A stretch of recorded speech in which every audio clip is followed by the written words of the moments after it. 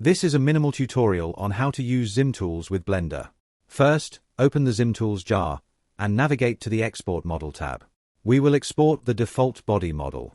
For convenience, we will export the .blend file. This will create a blend file that has the GLTF model already imported. The tool will create a directory in the output folder for this project. It contains the textures and model data from the exported model. Open the blend file in this directory. The scene shows the model and its skeleton. We can enable material preview to see the texture as well.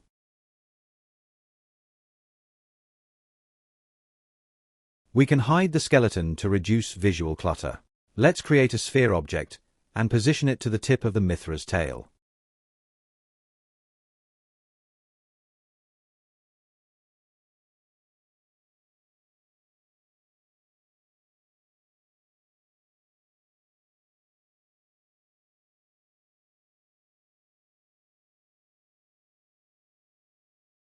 Let's add a material to the sphere. Final Fantasy XI only supports very basic material settings.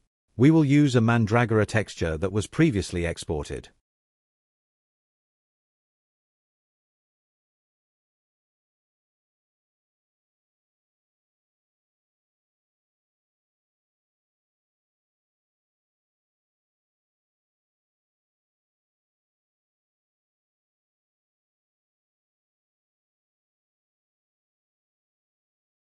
Now we need to attach the sphere to the Mithra's tail. We start by setting its parent object to the skeleton. We will use the empty group setting and manually adjust the joint weights using weight painting.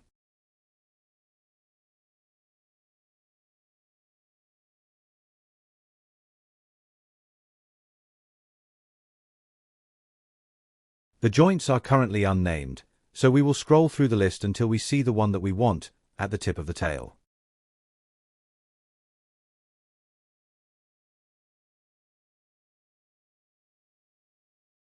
Joint 35 is the one that we want. For more complex models, you may want to use more than one weight per vertex. Keep in mind that Final Fantasy XI only supports up to 2 joint attachments per vertex. If you use more, the weaker attachments will be ignored.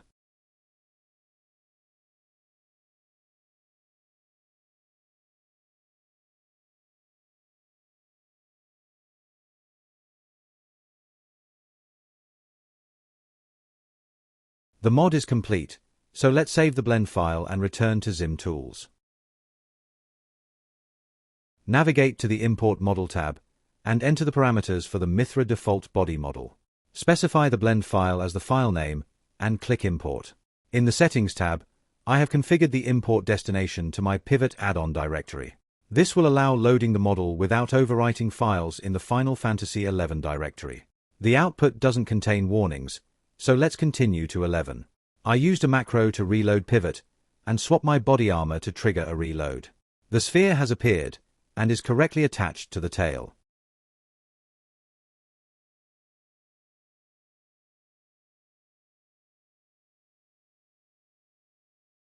One inconvenience is that Blender does not export DDS files. In the log output, the tool has picked up the PNG file for the Mandragora texture. This is somewhat wasteful. We can copy the DDS file to the project directory, and the import tool will prioritize it over the PNG file when we re-import it.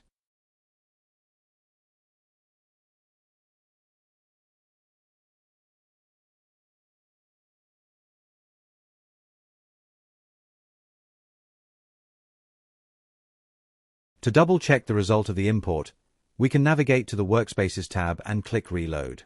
This will show us the latest file that we imported into Pivot. We can see the textures and check that they are compressed.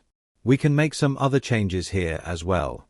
For example, we can change the texture that the sphere uses and give it a specular highlight.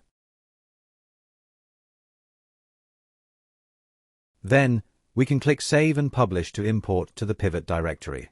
Back in Final Fantasy XI, we can swap the body armor to trigger a reload. We can see the texture has been changed, and the sphere is now reflective. Note that importing the model from Blender will overwrite these changes.